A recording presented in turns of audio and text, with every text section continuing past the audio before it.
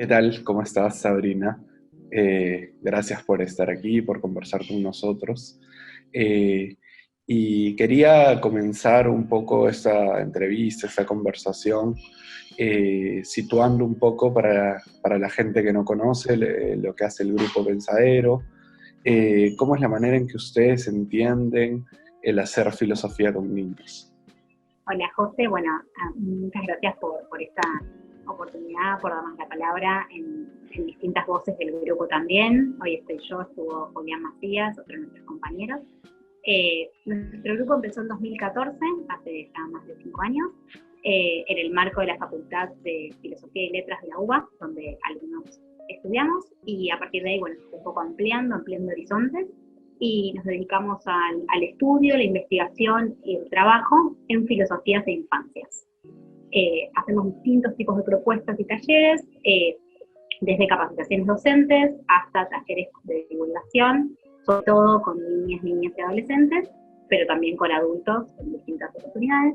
La idea es, por un lado, esta cuestión de la divulgación, ¿no? De sacar la filosofía de los claustros y de ese nivel abstracto y parece inalcanzable para muchas personas. Nos gusta como también primero poner un poco en juego eso.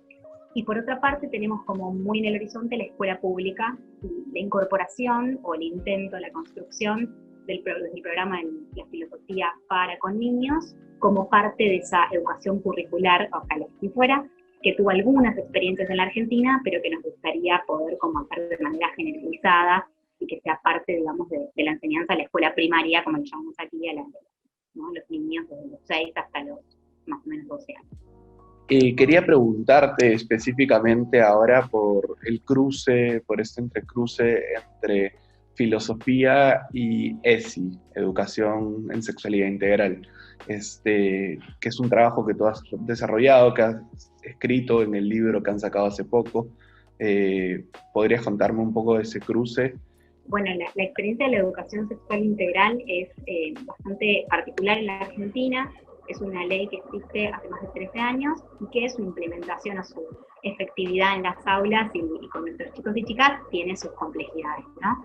Pero es muy interesante porque es establada esta concepción integral de la sexualidad y de su educación, es decir, ver sus aristas psicológicas, sociales, ¿no? Solo científicas, naturales, desde un paradigma biologicista desde el que siempre se transmitió la sexualidad, ¿no? Como prevención de enfermedades, ¿no? Como una mirada más médica, para dar paso a una mirada integral, donde creemos que la filosofía está directamente, ¿no? Involucrada. De hecho, está entre las premisas de esta ley, entre los objetivos.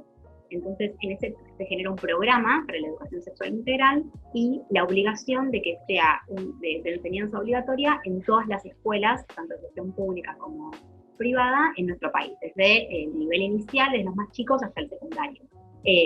Lo cual es absolutamente innovador y súper interesante, y tiene como dos lineamientos, tanto como puede ser en talleres específicos, como también una perspectiva que transversal, ejes transversales en distintas materias, donde filosofía o, bueno, ética y ciudadanía es una de ellas. Entonces, bueno, de alguna manera, al interiorizarme en estas cuestiones, en estos lineamientos curriculares de la ESI, como llamamos, me pareció que los cruces con la filosofía, con niños y niñas, tal como la entendíamos, o incluso como la entiende el programa, eran muy interesantes. Podían aportarnos, digamos, por una parte, podía como darnos luz a esta comparación para casi comprenderlas mejor, o digamos, ¿no? como mirarlas desde otro lugar, y a la vez me pareció que podía ser una pista interesante de un modo de llegar a las aulas de manera general en el país, ¿no? La ESI o la cuestión de la enseñanza integral de la sexualidad en la educación pública es una lucha de muchísimos años que vienen dando los colectivos feministas, distintas pedagogías, y entonces esa implementación efectiva en nuestras aulas llevó muchas luchas y mucho tiempo, y un día pudo, por suerte y por voluntad política, por supuesto, ser una realidad, o por lo menos en las normas, ¿no? Que empezó a ser una realidad efectiva en el tiempo. Entonces me pareció interesante también indagar ese proceso para pensar algún modo de que pudiera pasar con la filosofía con niños y niñas. Creo que hay una cuestión que tiene que ver con la dimensión de ciertos temas que se ponen en el centro, los modos de abordarlos, los modos de relacionarnos, ¿no? Con los deseos y las corporalidades, sus identidades, que me parece que están en el núcleo de ambos proyectos y que podría ser interesante pensarlas juntas, y por eso, bueno, es un poco es la idea o la indagación que abre el capítulo. ¿Podrías comentarnos en el capítulo que tú escribes, más o menos reseñas una serie de puntos en común, ¿no? Que comienzan con la comunidad de indagación, el rol del maestro, y vas desarrollando qué puntos en común hay entre ESI y hacer filosofía con niños? Bueno, puedo empezar con el currículum, que era un poco lo que estaba diciendo recién, que tiene que ver con las temáticas, ¿no? ¿Qué temas tocamos, qué vamos a tratar en los encuentros de filosofía o en un encuentro de educación sexual integral? Pensando un poco más en esta línea que yo te decía de los talleres específicos, ¿no? En eso me centro en la comparación, para que no estemos como tan atravesados por la temática de una materia, ¿no? O de un contenido específico, sino que es un poco más abierto a los intereses de cada comunidad, de cada grupo, y desde ahí me parece que hacer, como poner el foco en el interés de los destinatarios y destinatarias. En el Pensadero nosotros planificamos los encuentros, como decíamos, ¿no? Llevamos una propuesta, pero como un poco también hablaban con Juli, no a modo de clausura, ¿no? Digamos, siempre lo que pase ahí tiende un poco a romper los límites y los planes pensados previamente. E incluso podemos empezar con temáticas y después, cuando la propia comunidad y grupo de los chicos salen de intereses, también la idea es poder ir abordándolos, ir tomando, ir generando el currículum con ellos y ellas. No pensaríamos un programa anual definido en términos de las temáticas, ¿no? Digamos, antes de conocer a este grupo, antes de saber cuáles son sus intereses, cuánto han recorrido en el camino de la filosofía, incluso del diálogo con otros, de una escucha respetuosa, que muchas veces es ya un trabajo de por sí en las escuelas poder generarlo. Y creo que en ese sentido pasa algo muy similar con eso, ¿no? ¿Cuáles son los temas sobre identidad, deseos, cuerpos, ¿no?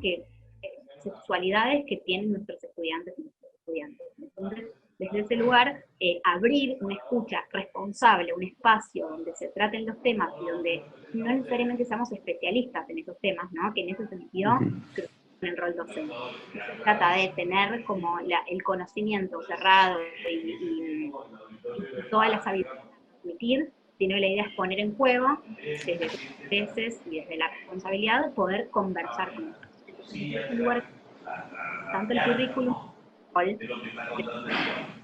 en un diálogo.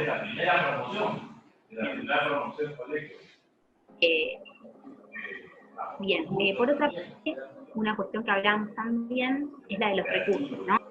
Temas, ¿qué recursos pedagógicos usar? Y en ese sentido, los dos programas nos dan bastante amplitud, o por lo menos a la manera que tenemos de entenderlo. Siempre hay un curso, como dice Walter Cohen, belleza, impacto, nos parezca que puede estar preguntas que nos puedan explorar filosóficas, diálogos posibles, nos parece un recurso válido. Puede ser una poesía, puede ser un curso, puede ser las propias preguntas que los chicos y las chicas hicieran en encuentros anteriores, digamos, todos esos recursos son válidos, y en la ESI lo mismo. Por supuesto, más cosa, las cuestiones de sexualidad, de identidad, a los pero me parece que en ese sentido es interesante. Lo que piensa la ESI como currículum oculto también, ¿no? Que quiere decir todas estas enseñanzas y valoraciones que se ponen en juego a la hora de habitar la escuela. Las presuposiciones sobre las docentes, ¿no? La presunción de lo que sea, desde la heterosexualidad hasta la voluntad de ser madre de una docente, ¿no? Cuando los chicos en esas preguntas de, profe tiene hijos, profe cuándo se va a casar, ¿no? En estas cuestiones, siempre se está poniendo en juego una forma de ser, una forma de realizarse, una forma de vivir, que lo mismo nos puede pasar en filosofía. Por ahí se hace tema de la ronda, algo antes, y que no era un tema específico o que no es parte de la tradición curricular de la historia de la filosofía. Entonces, en ese sentido también, de nuevo, el cuerpo, ¿no? Las corporalidades, desde el planteo de la ronda, rompemos la filosofía con la rigidez del aula, con muchas veces esa relación de asimetría que se marca en la frontalidad, entre los chicos no poder mirarse las caras, digamos, ¿no? Entonces, esas rupturas también, y cuanto más cuando hablamos de cómo nos sentimos, qué deseamos, qué queremos. Entonces, de nuevo, en los dos programas me parece que se juega, por lo menos con forma tradicional de entender la educación o con la más común que en nuestras escuelas, se juega también una disputa interesante a tomar con los chicos y las chicas. Sí, genial. Creo que estos puntos de conexión en realidad marcan también formas de estar en la escuela, de pensar en la escuela, más allá de un determinado currículum que marca los saberes que hay que incorporar, ¿no? Entonces, creo que es muy interesante establecer esos puntos de conexión. Me gustaría proponerte pensar si es que más allá de los dos programas separados y los puntos en común que tengan, cabe la posibilidad de hacer filosofía en un espacio de talleres de ESI o de incorporar temáticas de ESI dentro de los espacios de filosofía. ¿Qué puede aportar una a la otra? Bueno, la relación con la ESI en general o con la perspectiva de género es algo que nos atraviesa en el cómo incluso nos hemos preguntado, nos hemos cuestionado y siempre reflexionamos en cuestiones de autoridad. Cuántas presuposiciones hay patriarcales, ¿no? La forma de ver el rol docente también desde ese lugar y de pensarnos a la hora de participar o de coordinar una comunidad de indagación. Y en este sentido lo que pensaba, tal cual hay muchos límites que pueden de alguna manera cruzarse, por ejemplo, cuando nos proponemos en un encuentro de filosofía con niños y niñas, pensar el género. Hemos pensado en algunos encuentros acerca de si algunos juguetes o algunos colores son de varón o de mujer, incluso de manera no como así binaria, o si hay una identificación necesaria entre unas cosas y otras. Y es muy interesante también lo que pasa con los chicos en este tipo de encuentros. Entonces, en un encuentro así, que tiene esas temáticas de género tan presentes, en una dinámica y en un marco del programa de filosofía con niños, ¿cuál sería la diferencia, ¿no? ¿Cuántas serían las diferencias? Me parece que es interesante, que hay puntos de convergencia o modos de pensarlo donde son muy cercanos. Incluso los lineamientos curriculares, como te decía, las preguntas, yo creo que la pregunta sobre la identidad, para mí, está directamente relacionada con la filosofía o con el modo en que a mí me gusta preguntarme filosóficamente, incluso en ciertos encuentros, como esos cuestionamientos hacen que si fue suficientemente potente, se vuelva una red también sobre la propia vida, sobre la propia identidad. Incluso la ESI propone, ¿no?, que la primera indagación necesaria para pensar en una educación sexual integral como docentes es indagar sobre la propia biografía, ¿no? ¿Qué recorridos escolares tuvimos? ¿Cómo fueron esos vínculos en nuestro tránsito por la institución escolar, que es de muchísimas horas y es desde la más pequeña infancia? Entonces, esas reflexiones también van a, y lo sabemos bien en filosofía, para cuando estudiamos las pedagogías, cuando nos pensamos en el aula, qué buscamos de eso, qué docentes queremos ser, ¿no? Cuáles son nuestros objetivos y nuestros presupuestos pedagógicos a la hora de habitar ese espacio con los chicos y chicas. Entonces, en ese sentido, me parece que también es interesante y son en algún punto muy, muy cercanos. Sí, son muy cercanas. Tal vez no se puede desligar y tal vez podríamos pensar que en general la educación podría ser un poco más filosófica. Digamos que la filosofía tiene mucho para aportar, no solo dentro del espacio de filosofía. Y un último punto que me gustaría abordar, que lo tomas en el artículo, pero que también lo toma Julián y que creo que también lo tienen como algo importante dentro de la práctica del grupo, es sobre la política, digamos, la acción política, la filosofía, cómo hacer política en la educación, cómo hacer política, y bueno, también ESI, ¿no? ¿Cuál es la dimensión política de sus prácticas?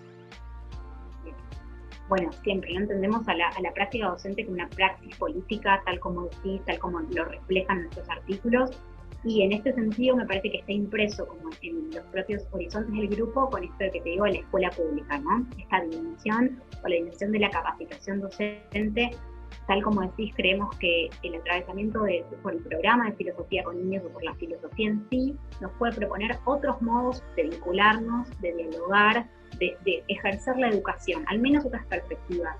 Entonces, por eso nos parece que no necesitamos solo filósofos y filósofas coordinando esos espacios, sino que nos gusta más entender a la filosofía como una mirada, como un modo de pensar, como un modo de ver el mundo o acercarse a ciertas reflexiones.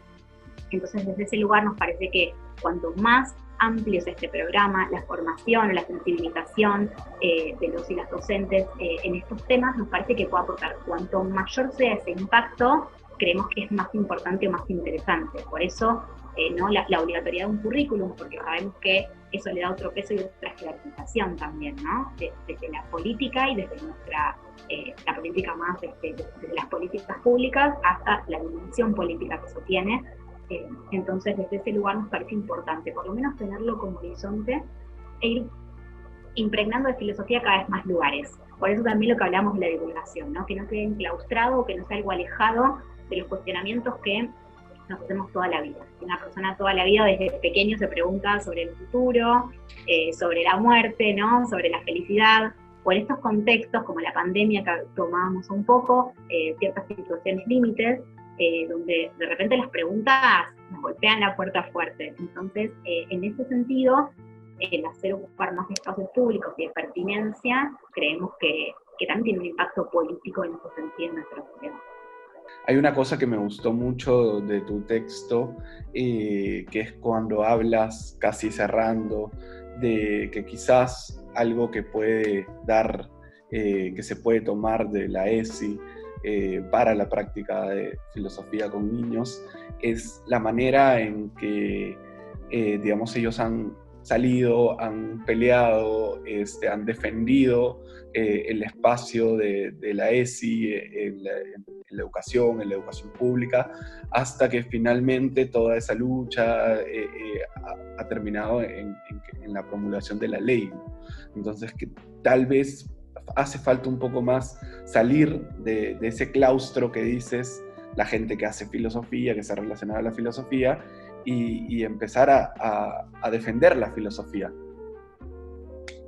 Sin dudas. Creo que, tal lo pienso ahora que lo decís, esta cuestión de la colectivización, ¿no? Como hablamos de lo comunitario en términos de la ronda, y toda lucha política que pueda tener un avance y un efecto interesante, tiene que ver con lo comunitario y tiene que ver con el agrupamiento de personas, tal cual como decís, que luchen por eso, que tengan objetivos claros, que de alguna manera tengan un programa un poco más concreto.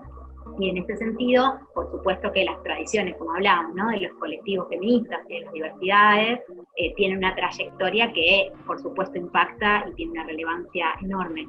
En la filosofía nos cuesta más. Generalmente nos congrega algún cambio en los planes de estudio, ¿no? Cuando generalmente es para recortar horas de la materia, o por lo menos creo que nos pasa en muchas partes de América Latina. Entonces ahí de repente nos interpela muchísimo porque entendemos que es muy valioso, que es muy importante. Pero también a la hora de por ahí poder poner en palabras por qué es lo que nos interesa y qué es lo valioso y específico de eso, también nos cuesta, ¿no? Es un poco a veces la trampa de la filosofía, que no parece del todo claro, o por ahí no dialoga con los objetivos, ¿no? De una sociedad como más utilitarista o más de un programa específico que, bueno, sirva para que nuestros jóvenes puedan obtener herramientas concretas en un mercado laboral del futuro. Entonces, para eso parece difícil poder, de alguna manera, expresar o consolidar esos puntos que no queremos negociar, que queremos que avancen y que queremos transformadores, ¿no? En ese sentido también es praxis política y que queremos generar las posibilidades de nuevos mundos o de otros mundos, las distintas miradas, o incluso la construcción comunitaria y de diálogo y de escucha respetuosa, que no es tan, que no es frecuente en muchos contextos y que nos parece que eso es un lugar hermoso para la filosofía y que es necesario también. Pero creo que, como decís, es un desafío y en algún sentido, perdón que me extienda, el contexto político también, ¿no? El avance de ciertas políticas cada vez más restrictivas de derechos y no ampliatorias, por lo menos también en mucha parte. En la ESI concretamente se ve muy claro cuando hay hasta lemas, ¿no? En Argentina, bueno, con mis hijos no te metas, con ese tipo de cosas, como de sacar el ámbito político. Bueno, en ese mismo sentido, ¿no? De que como si realmente la familia fuera una propiedad privada a la cual no tiene acceso a una institución como la escuela o la cuestión pública y política de ese lugar, hablar, tratar temas, digamos, ¿no? Entonces, en ese sentido, se vuelve más urgente, porque esos espacios son menos cotidianos, son visibles para muchas personas. Entonces, desde ese lugar hay momentos donde creo que es específicamente valioso. En un tiempo de fake news, ¿no? Digamos, donde vemos noticias falsas, donde vemos una virtualidad que nos encierra muchas veces en que consumimos solo a los que piensan igual, por una cuestión casi de algoritmos. Entonces me parece que es específicamente interesante y valioso poder defender a la filosofía. Sí, me parece sumamente crucial, ¿no? Quizás, como dices, la filosofía nos puede permitir pensar otras formas de ser, otras formas de estar, otras formas también de relacionarnos con los demás, con el mundo, ¿no? En ese sentido, creo que es valioso defenderla y es necesario. Igual que también propiciar espacios donde se puedan poner... donde la ESI, por ejemplo, como la ESI, cosas que acá en el Perú de repente estamos un poco más atrás en esa línea, hay mucho conservadurismo, pero bueno, hace falta un poco esa mirada política, esa acción política, ¿no? Muchas gracias, Sabrina. No sé si quieres decir algo, se nos está escapando algo. Solo una roba esto, ¿no? La filosofía como otro modo de ver el mundo, incluso para volver a elegirlos, para volver a tomar las decisiones, pero sabiendo que son contingentes, ¿no? Que hay otros modos y que estamos eligiendo eso. Me parece que eso es lindo y nos puede aportar de la filosofía.